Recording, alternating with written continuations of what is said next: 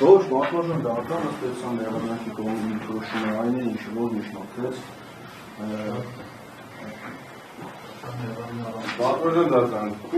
մարզական են պարամետրեր պատմական դարձան ես մնում եմ իմ տեսակետին, որ դուք ձեր գործողություններով տանում եք նրան, որ լսում ենք մտքերը, լսում ենք արտահայտություններ, որոնք Բացարձակ կապ չունեն այս քրեական գործերով։ Եթե մենք հավաքվել ենք, քննարկենք, թե ով ինչով է զբաղվում եկեղեցում, դա նույնիսկ մնում եմ իմ որպես քրիստոնյա տեսակետին, լավտեր մեզ չի տանում։ Եթե այո, այս քրեական գործը նվիրված է այլ նպատակի, բարձրաձայնեք դրա մասին, մենք էլ իրավական հարցեր չքննարկենք։ Ես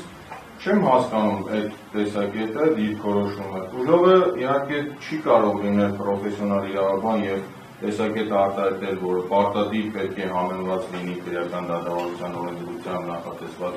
կարգավորումներով, բայց առնվազն մտքերը պետք է լինեն խաղաղամիջոցի մասին։ Իմ Գարագինի նույն հարցը ես հնչեցնեմ։ Ունեն մտավախություն, որ Գարագինը լինելով ազատության մեջ կարող է այս նկատմամբ անօրինական ազդեցություն գործադրել։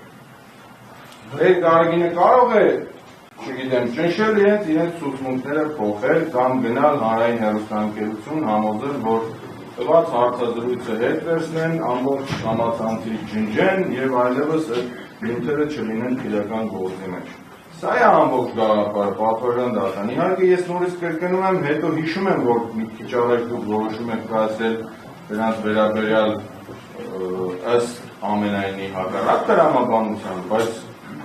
խոսքը սրան է վերաբերում եւ կարծում եմ, որ ներկայացված միջնորդությունը հանրային մեղադրողի կողմից տնային կալանքի ժամկետի երկարաձգելով որևէ իրավական հիմքեր չկան եւ այն